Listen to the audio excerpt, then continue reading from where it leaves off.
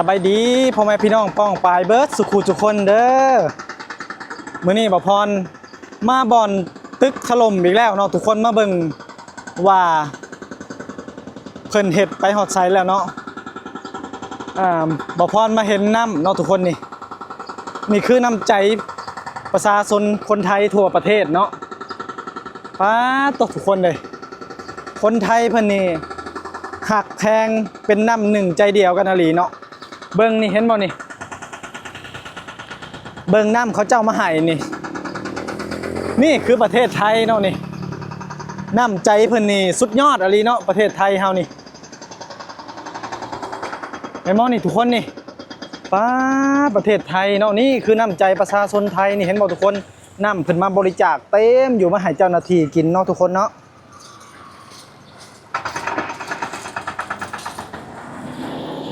ป้าต้องเห็นบ่นี่ประเทศไทยเพิ่นสวยเหลือกันดีอหลีทุกคนมึงเนี่ยน้ำเลอเต็มอยู่มาบริจาคเนาะเห็นบ่ทุกคนนี่ก็คือมูลนิธิกตัญญูร่วมกันบริจาคอาหารให้กับทีมกู้ภัยเนาะทุกคนเนาะเบิ่งเอาเด้อทุกคนนี่ประชาชนคนไทยเพิ่นได้ช่วยกันนี่เพิ่นบ่ยอมแพ้เนาะเพิ่นหักแพงกันแห้งเบิ่งนี่เห็นบ่นี่ป้าทุกคนเบิ่งนี่ทั้งทหารตำรวจประชาชนอาสาสมัครเต็มอยู่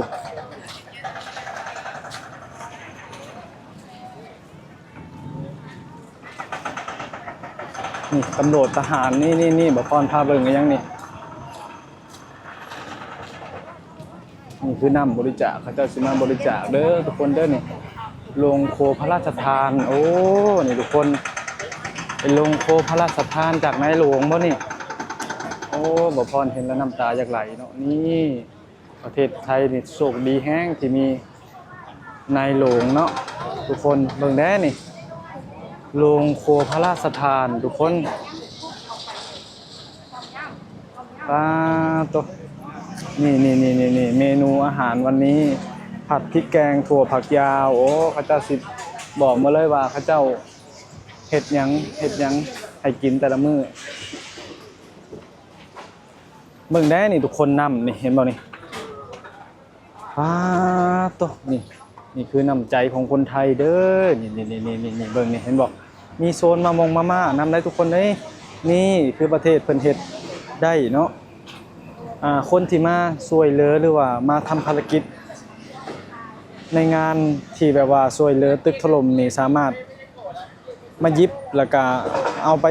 ต้มกินได้เลยเนาะนี่คือมาม่ากระป๋องเนาะทุกคนเนาะเบิ่งนี่เห็นบ่นี่น้ำนี่ป้าตัวน้ำนี่เต็มอยู่กินก็บ่หมดพุ่นแหละประชาชนเพิ่นเอามาบริจาคให้หลายเนาะทุกคนนี่คือโรงครัวพระราชทานเนาะเบิ่งเอาเด้อทุกคนเด้อนี่โอ้บ่พรเบิ่งนี่เฉพาะตึกนี่ยังครึ่งหนึ่งผู้ทุกคนเลยมื้อนี้ก็วันที่10แล้วเนาะเจ้าหน้าที่แล้วก็อาสาสมัครเพิ่นก็ยังบ่ยอมแพ้เนาะทุกคนเนาะโอ้ประเทศไทยเพิ่นนี่พร้อมสู้ทุกวิกฤตขนาดนั้นเนาะทุกคนมื้อนี้ฮะดินนี่ยังครึ่งหนึ่งทุกคนเลยเฉพาะที่จากถล่มแล้วมันอาจจะยุบเพราะว่าฝนตกเนาะเมืองรถพยาบาลเพิ่นก็ยังเต็มพร้อมเนาะเมืองแม่ทุกคนนี่ตึกยังสูงนี่คือยังนี่โรงพยาบาลเลยยังนี่ทุกคนหน่วยบริจาคทางการแพทย์อ๋อนี่เห็นครับบริจาคเบิดเนาะแดดแห้งแล้วทุกคนเอ้ยบ่พรก็เป็นกำลังใจให้เจ้าหน้าที่ทุกคนเนาะนี่เห็นบ่นี่อ๋อนี่มีทีมเยียวยาจิตใจนี่ทีมเยียวยาจิตใจก็มีเนาะนี่คือประเทศไทยเนาะเพิ่นเพียบพร้อมทุกอย่างแล้วก็มีให้ทุกสิ่งทุกอย่างทุกมูลนิธิเนาะในประเทศไทยนี่เนาะทุกคนนี่คือประเทศไทยเนาะถ้าเป็นประเทศอื่นหรือประเทศรอบข้างถ้าบ่มีการพัฒนาคือไทยนี่ยากเลยทุกคนได้สิมีการช่วยเหลือกันระดับนี้เบิ่งนี่เห็นบ่น้ำเพิ่นเอามานี่เพราะว่าการทำงานแบบนี้มันต้องใช้ น้ำหรือว่ากินน้ำหลายเนาะทุกคนเพราะว่ามันใช่เหงื่ออากาศมันร้อนเนาะน้ำนี่สำคัญที่สุดเลยเบิ่งเด้อทุกคนนี่ลดทนน้ำบ่นี่เบิ่งเดี๋ยวนี้ป้าทุกคนอากาศร้อนแห้งเลยได้แล้วพรสิหาเข่าเบิ่งบอลไทยเนาะโอ้บ่พรบ่ได้มาหลายวันแล้วนี่คือหน่วยสงเคราะห์ผู้ประสบภัยคือแจกแจกน้ำทุกคนนี่เห็นบ่นี่ประเทศไทยเพิ่นก็ตากแดดตากฝนตากลมเนาะซวยกันขนาดเนาะนี่คือน้ำใจประเทศไทยเนาะทุกคนเบิ่งเอานี่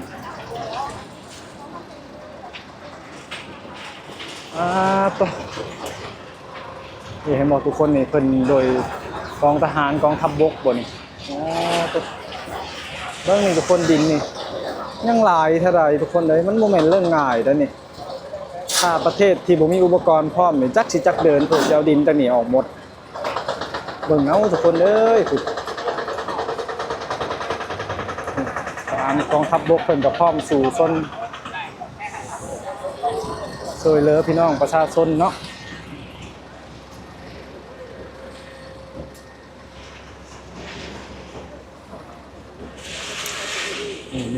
นี่ว่าทุกคนเนาะ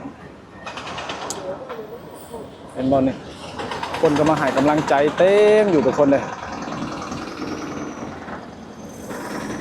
จราจรเพิ่นก็เคพื้นที่ไว้ขนาดเนาะทุกคนเนาะบ่กี่วันนี่เพิ่นก็เคพื้น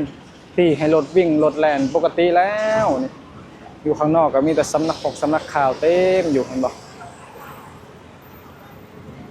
นี่คือความเพียบพร้อมของ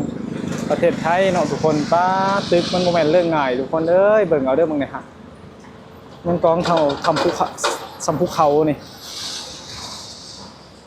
แต่ก็คือสิบ่มีหยังสู่น้ำใจของคนไทยได้ดอกเนาะหมอพรก็เป็นกำลังใจให้พ่อแม่พี่น้องชาวฝั่งไทยเพิ่นเนาะคนไทยก็อาจจะติดบ่หลายแต่ว่า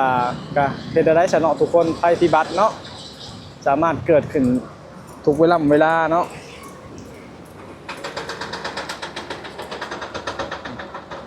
นี่ก็สำนักข่าวนี่เพิ่นรายงานข่าวอยู่ทุกคน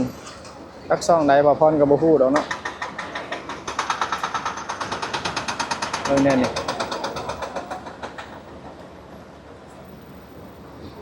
มันบอกมียังอันนี้คือรถยังทุกคนนะรถยังนี่ PM 2.5 โอ้มีรถวัด PM 2.5 อีกนี่ประเทศไทยเพิ่นมีรถ PM 2.5 PM 2.5 นี่คือวัดฝุ่นแม่นบ่พี่น้องบ่พรเข้าใจถูกเว้ยเนาะโอ้ประเทศไทยเพิ่นมีรถวัด PM 2.5 เนาะยืมไปวัดอยู่ประเทศลาวบ่ได้บ่2.1หรือว่าให้อยู่ประเทศลาวบ่พรนี่ฝุ่นนี่บ่ว่าได้อยู่ประเทศบ่พรฝุ่นหลาย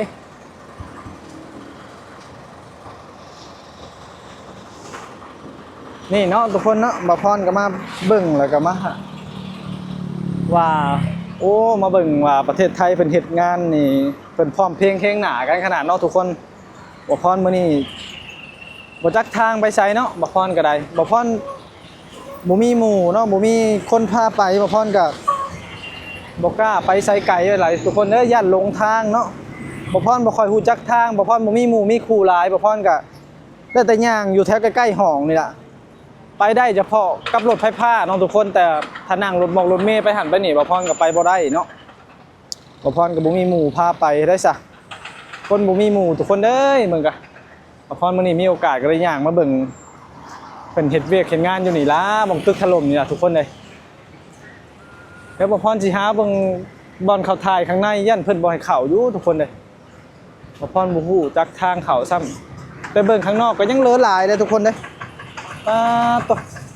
แต่บ่พรก็คิดว่าอีกบ่กี่วันเนาะเพราะว่าประเทศไทยเพิ่นก็เฮ็ดงานเร็วเนาะทุกคนระบบเทคโนโลยีเพิ่นทันสมัยเนาะพ่อพี่น้อง